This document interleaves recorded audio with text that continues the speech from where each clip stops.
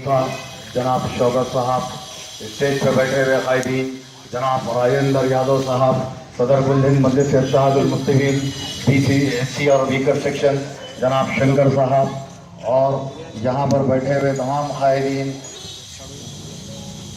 जनाब नसीर साहब, इरफान साहब, जकी साहब, मोहम्मद आरिफ साहब, अब्दुल रिजवान साहब। मैं कहाँ सुनता हूँ अर्श फर्श की आवाज को, मुझे बहुत ऊंचा जाना है हद परवाज से।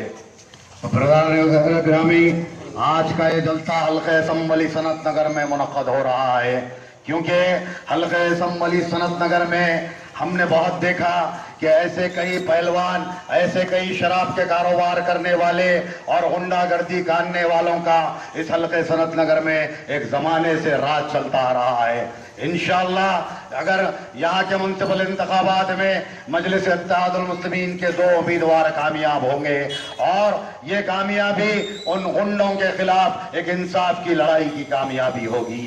क्योंकि आप जानते हैं कि मजलिस इत्तेहादुल मुस्लिमीन का नारा क्या है, दलित, मुस्लिम और तमाम वीकर सेक्शनों को लेकर आज ये जमात हिंदुस्तान के कोने कोने में फैल रही है। और इसी तरह हैदराबाद और ग्रेटर हैदराबाद में भी मजलिस इत्तेहादुल मुस्लिमीन की जड़ें आज मजबूत की जा रही हैं, जिसके नतीजे में आज हल्के सनत नगर में, प्रकाश नगर, सनत नगर और इन तमाम हल्कों में बूथ कमेटियों का काम का आगाज हो चुका है। और इंशाअल्लाह जनवरी तक हम तमाम बूथ कमेटियों को मुकम्मल कर लेंगे, और आने वाले बल्दी इंतखाबात में मजलिस इत्तेहादुल मुस्लिमीन के 2 उम्मीदवार हल्के संबली सनत नगर से कामयाब होंगे।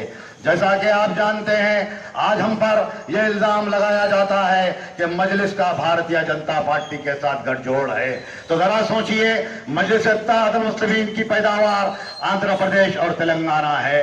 अगर यहाँ पर मजलिस है तो तेलंगाना में मजलिस रहने के बावजूद भारतीय जनता पार्टी का यहाँ पे कभी बोलबाला नहीं हुआ।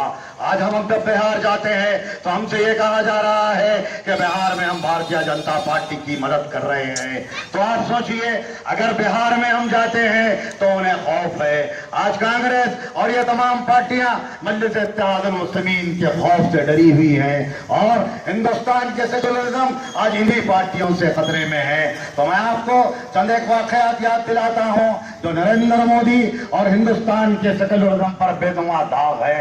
जैसा कि आप जानते हैं, 2002 में गोधरा के फसादात, ट्रेन हादसे के बाद जब फसादात हुए तो उस वक्त हिंदुस्तान के एक रुकने पार्लियामेंट, जिस तरह हमारे रुकने पार्लियामेंट असदुद्दीन अवैसी साहब हैं, उसी तरह गुजरात में कांग्रेस के एक रुकने पार्लियामेंट एहसान जाफरी साहब थे। उन जब उस वक्त वहां पर फसाद हो रहा था तो एहसान जाफरी के घर को विश्व हिंदू परिषद और फिरका परस्तों और भारतीय जनता पार्टी के वर्करों ने उनके घर को घेर लिया। वहां पर कत्ल व गारतगरी चल रही थी, तो वहां पर बचे हुए मुसलमान जो बच गए थे वो एहसान जाफरी साहब के घर में पनाह लिए हुए थे। तो एहसान जाफरी ने उस वक्त के चीफ मिनिस्टर नरेंद्र मोदी को एक फोन किया और उन्होंने उससे इल्तिजा की कि मेरे घर को 10,000 के मजमे ने घेर लिया है। तो नरेंद्र मोदी ने उनसे यह कहा कि मैं आपकी कोई मदद नहीं कर सकता। कुछ ही देर में वो मजमा उनके घर में घुसा, एहसान जाफरी समेत उन 200 मुसलमानों को कत्ल कर दिया गया। जब ये आवाज, तो सोचिए अगर वहां पर मजलिस होती तो यह वाकया पेश नहीं आता। और दलितों के ताल्लुक से भी मजलिस इत्तेहादुल मुस्लिमीन की एक तारीख है। जैसा कि हिंदुस्तान में किसी भी जमात ने 3 मेयरों को दलितों को नहीं दिया, और हैदराबाद के 3 मेयर मजलिस इत्तेहादुल मुस्लिमीन के दलित थे। हाल ही में आपने अखबारों में, टीवियों में पढ़ा होगा, देखा होगा कि महाराष्ट्र में 3 दलितों का कत्ल कर दिया गया, उनकी लाशों के टुकड़े कर दिए गए और वो टुकड़ों को जंगलों में फेंक दिया गया। उस वक्त किसी ने आवाज नहीं उठाई। ये दलितों का नाम लेने वाली पार्टियां और ये सेकुलर पार्टियां, किसी ने भी आवाज नहीं उठाई। उस वक्त हैदराबाद के रुकने पार्लियामेंट नकीब मिल्लत बैरिस्टर असदुद्दीन अवैसी साहब थे, उन्होंने उस मसले को पार्लियामेंट में उठाया। तो आप देखिए, बल्दिया इंतखाबात आने वाले हैं, तो बल्दिया का हाल ही में सुप्रीम कोर्ट की एक रूलिंग आई कि बल्दिया जहां पर भी होगी, बल्दिया का जो डिसीजन होगा शहर में उसको पर अमल किया जाएगा। आज ये फिरका परस्त कुव्वतें आज वो सुप्रीम कोर्ट के उस डिसीजन को लेकर हैदराबाद में मेयर के ओहदे को लेने के लिए काम